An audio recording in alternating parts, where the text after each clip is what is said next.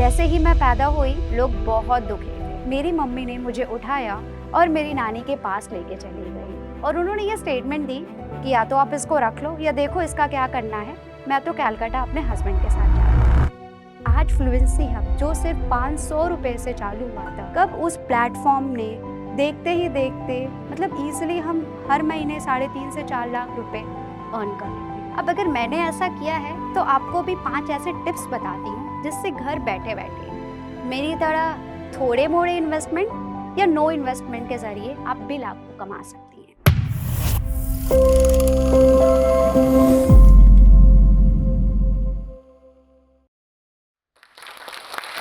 नमस्कार, सबको मेरी जय श्री श्याम। मेरा नाम है साक्षी पांडे। मैं शुरुआत करूंगी शुरुआत से, जब एक छोटी सी प्यारी सी और ऑब्वियसली मेरी तरह क्यूट बच्ची पैदा हुई थी। यूपी के एक शहर में दिवाली का दिन था, पर खुशी तो थी ही नहीं। पटाखे रखे हुए थे, बट सबको टेंशन थी कि क्या होगा क्या होगा। काफी पुरानी बात है, 1999 की, जब मैं बॉर्न हुई। जैसे ही मैं पैदा हुई, लोग बहुत दुखी थे। सिवाय मेरे मम्मी के सब लोग दुखी थे, क्योंकि सबने एक स्टेटमेंट दी कि शिट यार, सारे पटाखे खराब हुए। और हुई भी क्या, एक लड़की। मुझे इसका मतलब नहीं पता था बहुत बड़े होने तक, पर मेरी मम्मी के अंदर कहीं ना कहीं ये बात घर कर चुकी थी और कुछ टाइम के लिए उनको ये लगने लगा था कि मैं एक अनलकी बच्चा हूँ। सिवाय मात्र 21 दिन के बाद मेरी मम्मी ने मुझे उठाया और मेरी नानी के पास लेके चली गई और उन्होंने ये स्टेटमेंट दी कि या तो आप इसको रख लो या देखो इसका क्या करना है। मैं तो कलकत्ता अपने हस्बैंड के साथ जा रही हूँ। कुछ खास बनी नहीं मम्मी पापा से, बहुत डिफरेंसेस आ चुके थे, क्योंकि मेरे थॉट और उनके थॉट कभी मैच नहीं करते थे। उनको लगता था लड़की हूँ मतलब बोझ हूँ। बहुत प्रेशर था मम्मी के ऊपर। मेरी मम्मी को बार बार दबाव दिया गया कि बेटी है, इसको पढ़ा के क्या करोगी, इसकी शादी कर दो। और हुआ भी। क्लास 8 में जब मैं गई तो मुझे देखने वाले लड़के वाले घर में आए, मुझे देखा और समहाउ मेरे नाना जो अब नहीं रहे, उन्होंने मेरी वो शादी रोकी थी कि नहीं बेटा मत करो, अभी ये बच्ची है। फिर धीरे-धीरे मुझे इंजीनियरिंग का ऑप्शन मिला डॉन बॉस्को में करने के लिए और वहाँ से साक्षी की ज़िंदगी ने एक छोटा-सा यू टर्न लिया। लड़ाई झगड़े करके कैसे-कैसे मैंने सिविल इंजीनियरिंग खत्म की और मुझे एक छोटी-सी नौकरी मिली बनारस में, जो मैंने बहुत लड़ के जॉइन की, काम किया। जो हिम्मत खो गई थी मेरे अंदर डर के, सहम के रहने से, वो हिम्मत मुझे मिली और उसके बाद मैंने डिसीज़न लिया मुझे एक पत्रकार बनना है। पॉसिबल ही नहीं था, कोई बनने ही नहीं देता। घर वापस आई, झूठ बोल के बुलाया गया कि आओ आगे की पढ़ाई कराएँगे, बट ऐसा कुछ भी नहीं हुआ मेरे साथ। मेरी शादी की बात चल रही थी। I was completely broken at that moment कि मुझे शादी नहीं करनी है। अरे मैं लड़की हूँ, कोई बोझ थोड़ी हूँ कि यहाँ से उठाया और वहाँ पे फेंक दिया। बहुत लड़ाई हुई मम्मी के साथ। मेरा चार्जर और एक छोटा-सा एटीएम कार्ड लेके, हालाँकि 1000-2000 पैसे रहे होंगे उसमें, मैं घर से निकल गई। मैंने अपने डॉक्यूमेंट्स तक कैरी नहीं किए।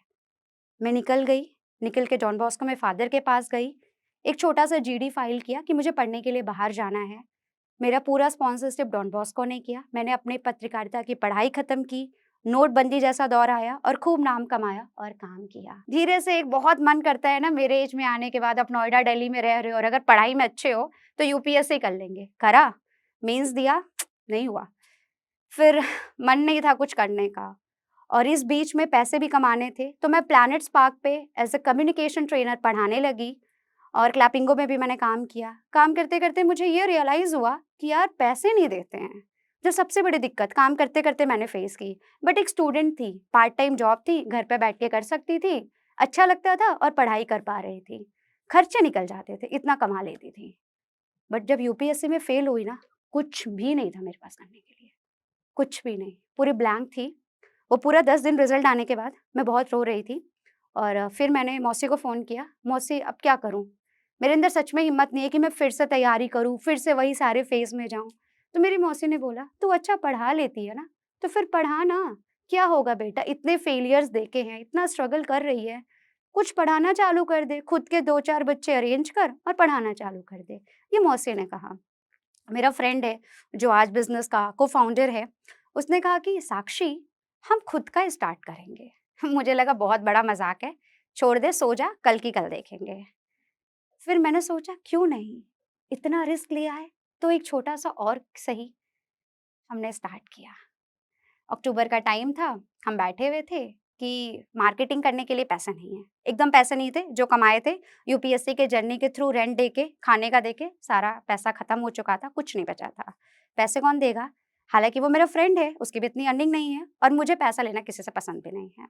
हालाँकि उसने 1-2 बार बोला, फिर मैंने कहा नहीं, खुद से कुछ करेंगे। मेरी एक दीदी थी, गीतांजलि दीदी, वो मेरी स्टूडेंट हैं, वो मुझसे क्लास लेती थी, वो यूको बैंक में एचआर मैनेजर है उड़ीसा रीजन की। उन्होंने बोला, "तू कर, मैं तेरे को पैसा देती हूँ।" मैंने 1-2 दिन मना किया, फिर मैंने कहा, "हाँ दीदी, फिलहाल ₹500 दे दो, बहुत ज़रूरत है। बस 500 दे दो, हम आगे का देख लेंगे।" ₹500 की एड चलाई, कोई लीड नहीं आई। फ़र्क नहीं पड़ा क्योंकि 500 उधारी के थे। दूसरे दिन कैसे करेंगे? फिर जो मेरा बिज़नेस पार्टनर है, मैंने कहा एक काम कर तू इन्वेस्ट कर।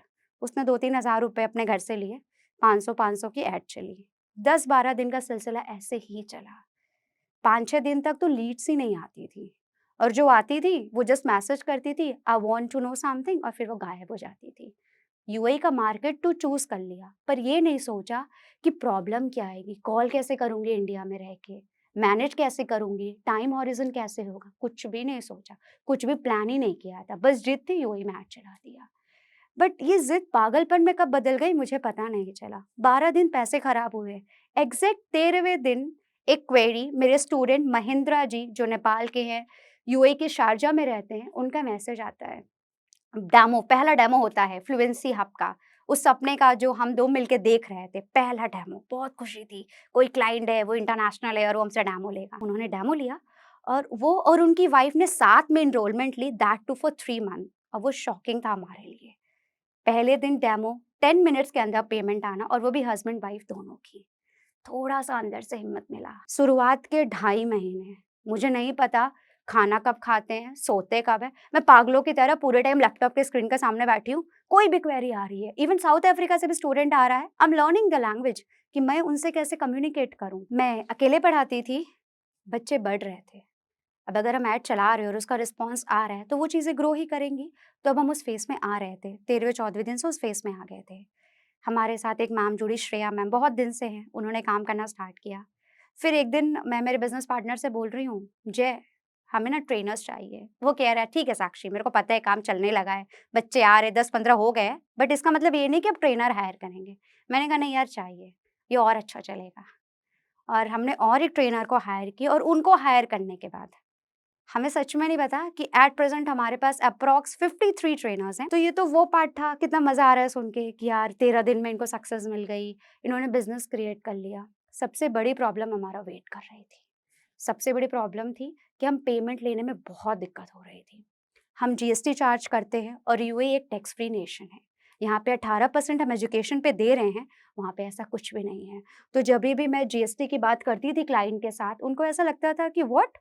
आप ये दिरहम के साथ जीएसटी लेगा, अभी कैसे देगा? उनका यही स्टेटमेंट आता था। अभी अपने मुल्क में तो जीएसटी नहीं चलता, तो अभी नहीं हो सकता है करके। 4-5 क्लाइंट इस वजह से चले गए। समझ नहीं आ रहा था हम इसको कैसे कॉप अप करें। और एक बहुत बड़ा चैलेंज जो टिल डेट हम फेस करते हैं।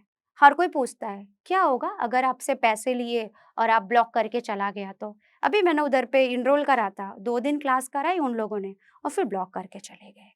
तो ये ऑनलाइन स्कैम हमारे लिए आज भी बहुत हॉन्टिंग क्वेश्चन है। कोई भी पूछता है, अभी क्या मेरा पैसा लेके चला जाएगा तो मेरा तो गया ना, पैसा खलास। बट कोई बात नहीं, कैसे होगा?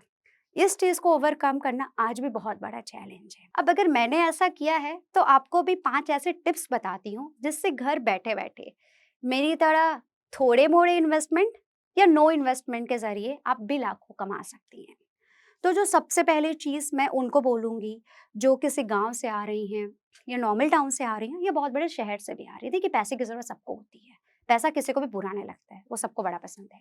आप क्या कर सकती हैं? सबसे पहला सेक्टर है एजुकेशन। अगर आपने पढ़ाई की है, पढ़ाई करना और पढ़ाना 2 अलग-अलग चीज़ें हैं, बट अगर आपने पढ़ाई की है और आपको लगता है कि कभी सपना था कि मैं किसी को पढ़ाऊँ और अगर आपकी इंग्लिश अच्छी आती है, तो मैं इस मंच के तहत आपको वेलकम करती हूँ, मेरे फ्लुएंसी हब प्लेटफ़ॉर्म में एज़ अ इंग्लिश ट्रेनर, जहाँ पे आप आधे घंटे भी काम कर सकती हैं। और अगर आप चाहें तो खुद का भी स्टार्ट कर सकती हैं, कुछ नहीं करना है आपको। आप एक लोकेशन चूज़ करें, थोड़ी-मोड़ी सेटिंग सीख लें कि ऐड कैसे चलाते हैं और वहाँ पे अपनी वीडियोज़ बना के डालना चालू करें और कुछ लोगों के साथ कनेक्ट हों। वो भी नहीं कर सकती, फ़ोन उठाएँ, यूट्यूब खोलें और आपको जो आता है, जो भी आता है, सिर्फ़ पढ़ाना नहीं, खाना बनाना, ड्राइंग करना, स्टिचिंग करना, जो भी आता है, हर चीज़ एक कला है। अपने कला को यूट्यूब पे लेके आएँ और धीरे-धीरे क्या पता आप उसमें पॉपुलैरिटी गेन करें। ये थोड़ा समय लेगा, बट आपको धीरज रखना होगा। तीसरा आइडिया, जो लोग बहुत अच्छा खाना बनाते हैं, उनके लिए उनके आस-पास के एरिया में अगर आप अपना 2 ढाई घंटे देती हैं, तो आप क्लाउड किचन जैसे भी काम कर सकती हैं। अपना खुद का सेटअप कर सकती हैं, अचार, फाफड़ा, खाखरा ये सारी चीज़ों को भी बना सकती हैं और आपके खुद के शहर का जो प्रचलित खाना है, जैसे बिहार का गुजिया वाला, ठेकुआ वाला, तो इस तरह की चीज़ें भी आप बना सकती हैं और लोगों को उसका स्वाद चखा सकती हैं। अपने लोकल वेंडर के पास जाएँ, सैंपल टेस्ट करा और क्या पता ये आपकी लाइफ़ का एक टर्निंग पॉइंट हो। आपके किचन में पड़े हुए मसाले क्या पता आपकी ज़िंदगी में एक अच्छा मसाला लेके आएँ। चौथे टिप्स और बहुत इम्पोर्टेंट, आप कुछ भी कर सकती हैं, बस एक शुरुआत की ज़रूरत है और धीरज की ज़रूरत है। ईमानदारी और पेशेंस आपको यहाँ से यहाँ लेके जाएगा। बस थोड़ा-सा सब्र कीजिएगा, सब्र बहुत ज़रूरी है। 5th पॉइंट, जो लोग थोड़े पढ़े-लिखे और जिनके पास थोड़ी-सी पूँजी है, अगर आप थोड़े अच्छे घर से आती हैं, अगर आपका बजट है मतलब 3 से 4,000 रुपए का, एक मिनिमम बजट है और आपने कम से कम ग्रेजुएशन की पढ़ाई की है, या तो सिर्फ़ 12वीं तक की पढ़ाई की है और आपको ऐसा लगता है कि मुझे खुद का कुछ करना चाहिए, तो आप एक बहुत प्रचलित चीज़ है इंडिया में, जो पिछले 6-7 महीने से बहुत चल रही है। 3 से 4,000 की इन्वेस्टमेंट है वन टाइम, आप किसी अच्छे इंस्टीट्यूट में जाएँ और फ़ोनिक्स क्लासेस लेना चालू करें। फ़ोनिक्स की क्लासेस लें, एक सर्टिफाइड फ़ोनिक्स ट्रेनर बनें और बहुत सारे इंस्टीट्यूट हैं, जहाँ पे आप ईज़िली ऑनलाइन अप्लाई कर सकती हैं और 2 से 3 घंटा देके महीने के 10 से 15,000 की रकम कमा सकती हैं। तो ये पाँचों चीज़ में से आप कुछ भी ट्राई कर सकती हैं, थोड़ा-सा पेशेंस रखिए और आप बहुत आगे जाएँगी। तो मैं एक आपको बिज़नेस बताती हूँ और छोटा-सा एक उदाहरण देके बताऊँगी जिससे आपके लिए वो स्टेप क्लैरिटी आ जाए कि आप उसमें ग्रोथ कैसे ला सकते हैं। तो मैं आपको 5 टिप्स बताती हूँ कि बिज़नेस कैसे करते हैं। अ, एक लड़की है, उसका नाम है ईरा, बहुत अच्छा केक बनाती है, सच में बहुत अच्छा केक बनाती है, उदाहरण ले रही हूँ और वो बहुत अच्छा केक बनाती है। फिर ईरा को ऐसा लगा कि मैं केक तो बहुत अच्छा बनाती हूँ, पर मेरे आस-पास में कॉम्पिटिशन बहुत ज़्यादा है और मेरे हस्बैंड ने मुझे केक सीखने की परमिशन दी, केक बनाने की परमिशन दी। अब मैं दुकान खोलने की परमिशन और वो हिम्मत नहीं जुटा पा रही हूँ। अब मैं क्या करूँ? ईरा बहुत परेशान है। ईरा एक दिन सोचती है, मैं यूट्यूब पे वीडियो बनाऊँगी। ईरा ने फ़ोन उठाया, वीडियोज़ डालना चालू किया। बट क्या हुआ कि 2-3 महीने हो गए, ईरा को ग्रोथ ही नहीं मिल रही है। ईरा इज़ लाइक कि यार मैं इतना अच्छा कर रही हूँ, मेरी डिज़ाइन्स इतनी अच्छी है, मेरी प्रेज़ेंटेशन इतनी अच्छी है, बट ये ग्रो क्यों नहीं कर रहा है? तो ईरा ने की गलती। चलिए सुनते हैं ईरा की गलती क्या है और अगर हम वो गलतियाँ ना करें, तो हम कैसे 5 ईज़ी स्टेप से आगे बढ़ सकते हैं। पहली ईरा की गलती। ईरा के अंदर वीडियो बनाने का जोश तो आया, बट उसके अंदर कहीं न कहीं ये नहीं था कि वो उस जोश को क्रिएटिविटी फॉर्म में कैसे लेके आएगी। मैं बहुत अच्छा बोलती हूँ, मैं बहुत अच्छा बनाती हूँ या मैं बहुत अच्छा प्रेज़ेंट करती हूँ, से बात नहीं बनती है। उसमें तड़का चाहिए। कहते हैं ना बिना तड़के वाली दाल के मज़ा नहीं आता है और अगर देसी घी हो तो वाह, वाह! क्या बात है। तो ईरा में वो तड़के की कमी थी। तो नंबर 1 जो इस स्टेप का तड़का होना चाहिए था, वो ये होना चाहिए था कि ईरा ने जब अपनी पहली वीडियो पोस्ट की, उसने क्या करा, उसने स्टेप बाय स्टेप चीज़ों को बताई। बट इंस्टेंट ईरा क्या कर सकती हैं कि वो स्टेप बाय स्टेप चीज़ों को बताएँ और उसको छोटे क्रिस्प तरीके से बताएँ। पहले नहीं, पहले वो उसको एलैबोरेट करके बताएँ, क्योंकि उनके लिए वो नया है और जो उनके व्यूअर्स हैं, उनके लिए भी वो प्रोसेस नया है। तो अगर वो मापदंड, आप जैसे स्पून्स लेते हैं, केक बनाने में मेज़रिंग स्पून्स होते हैं, बट व्हाट इफ अगर हम इसको बहुत देसी तरीके से करें? अब क्या पता हर किसी के घर में या जो मेरा क्रिएटर है, वो एक झोपड़ी में रहता है बट उसको केक बनाने का मन है। अब वो क्या करेगा? वो मेज़रिंग स्पून कहाँ से लेके आएगा? तो इसको ईरा दे सकती थी देसी टच। नॉर्मल जो घर में स्पून होती है, उसके मेज़रमेंट से बनाना। मतलब रोज़मर्रा की ज़िंदगी में प्रयोग किए जाने वाला किचन में जो सामान है, उस चीज़ों का प्रयोग करके केक कैसे बनाएँगे, इसकी विधि method number 1। Method number 2, oven हर किसी के पास नहीं होता। इवन गाँव में तो गैस भी आज भी बहुत लोगों के घर में नहीं है। तो उस प्रोसेस को हम और बेसिक कैसे कर सकते हैं? कुकर में केक बनाने में आसानी होती है, बट क्या आपको पता है कभी-कभी जब हम पहली बार कुकर में केक बनाते हैं तो वो साइड से बेस जल जाता है। हम उसके लिए क्या करेंगे, हमने क्या करना है, बेसिक चीज़ों का यूज़ करके छोटी-छोटी कटोरियाँ ले लेनी है, नॉर्मल नमक डालना है या तावे के हेल्प से जो थोड़ा मोटा परत वाला है, उस पे रख के केक बनाना। तो स्टेप नंबर 2, स्टेप नंबर 1 देसी चीज़ें जो हैं किचन में उसको प्रयोग करके केक बनाने की विधि बताना, देसी मेथड से केक के बेस को तैयार करना। Method number 3 icing, chocolate, ganache. गाँव के लोग अगर मेरी वीडियो देख रहे हैं तो वो कहाँ से लेके आएँगे? वहाँ पे डेयरी मिल्क नहीं मिलती होगी तो? अच्छा चलिए डेयरी मिल्क मिल भी गई, उसका गनाश कैसे बनाएँगे? तो इस विधि को बहुत बेसिक करना, जैसे कि डेयरी मिल्क में दूध डाल के बस उसका घोल बना दिया और उसको गनाश की तरह प्रयोग कर दिया। स्टेप नंबर 3 स्टेप नंबर 4 छोटे लेवल की ऑडियंस के बारे में सोच के खुद के ग्रोथ सेट को रखना। हम हमेशा किसी भी कंटेंट को अगर क्रिएट करते हैं, तो हमें ये नहीं सोचना चाहिए कि हमें देखने वाले इंसान कितना बड़ा होगा, क्या-क्या उपकरण यूज़ करता होगा, नहीं। आप याद रखिए कि हमें देखने वाला, सुनने वाला हमेशा एक नीचे तबके के लोग होते हैं और उनकी बातों को दिमाग में रखते हुए अगर हम अपने कंटेंट को बनाते हैं, तो वो चीज़ें उन तक जुड़ती हैं। जिनको हमारी ज़रूरत है ना, अगर हम उनसे जुड़ेंगे तो हम उस चीज़ में ग्रो करेंगे और बहुत आगे बढ़ेंगे। और स्टेप नंबर 5 इसमें भी थोड़ा समय लगेगा लाइक, शेयर, सब्सक्राइब पाने में। बट अगर आप धीरज से बेसिक चीज़ों से जुड़ के उन चीज़ को करेंगे ना, बहुत सारे केक कंटेंट बन रहे हैं, कोई ओवन में बना रहा है, कोई अच्छी-अच्छी ड्रिप यूज़ कर रहा है, कोई अच्छे-अच्छे थीम्स यूज़ कर रहा है। बट आप वहीं पे उन लोगों का सोच रही हैं, उन 50 से 55% पॉपुलेशन के बारे में सोच रही हैं, जिनके पास माइक्रो ओवन जैसे उपकरण नहीं हैं और आप उनको सिखा रही हैं। तो बदलाव कहाँ से आता है पता है? जब हम उनको सिखाते हैं ना जिनका हाथ पकड़ने वाला कोई नहीं है, क्योंकि जिनका हाथ पकड़ने वाला उनको सिखाने वाली तो दुनिया है। तो कंटेंट क्रिएशन में बदलाव लाने के लिए हमेशा उस कंटेंट को पकड़िए जो समाज को एक सीख दे और उस तबके के लोगों को सीख दे जिनको सीख देने वाला कोई नहीं है। आज फ्लुएंसी हब जो सिर्फ ₹500 से चालू हुआ था और 500 भी फेल हो गए थे 12 दिन में, हमें सच में नहीं पता चला कब उस प्लेटफ़ॉर्म ने देखते ही देखते मतलब ईज़िली हम हर महीने 3.5 से 4 लाख रुपए अर्न कर लेते हैं। पता ही नहीं चला और वो भी घर बैठे-बैठे। एक घर के सेटअप पे, जहाँ पे हम मोर देन 50 प्लस फीमेल्स एक सर्टिफाइड ट्रेनर्स के साथ जुड़ पाए, डिफरेंट पार्ट ऑफ इंडिया में, जो अपनी क्लासेस यूएई के 7 एमिरेट्स में, बहरीन में, मस्कट में, कतर में दे रही हैं। मैं जहाँ ट्रेनिंग का पार्ट सँभालती थी, वहीं मेरे पार्टनर जय बंसल पेमेंट और मार्केटिंग देखते थे। हम 2 लोगों ने मिलके ₹500 का बिज़नेस महीने के 3.5 से 4.5 लाख पे खड़ा किया। टिल डेट मैं ही कॉलर हूँ, मैं ही डायलर हूँ और मैं ही हायर करने वाली ट्रेनर हूँ। और वो ही मैनेजमेंट देखते हैं और सारी एड्स चलाते हैं। टिल डेट हमारे पास कोई पीआर और एडवर्टाइज़मेंट के लिए नहीं। मैं अपनी कहानी से यही बताना चाहूँगी कि नारी हो या पुरुष, हर किसी के अंदर वो प्रेरणा है और वो प्रेरणा बन सकते हैं समाज के लिए। आप प्लीज़ मत हारिए। आप जहाँ से हैं वहाँ से शुरू कीजिए। पैसे कमाने के लिए पैसे वाले होने की आवश्यकता नहीं है। आप कभी भी पैसे कमा सकते हैं। अगर विश्वास है ना तो कभी भी कर सकते हैं और हज़ारों, करोड़ों एग्ज़ाम्पल पड़े हुए हैं। और थैंक यू जोश टॉक, आपने मैं तो सच में जोश टॉक बहुत देखती थी और आज मैं यहाँ पे खड़ी हूँ, मैं बहुत खुश हूँ।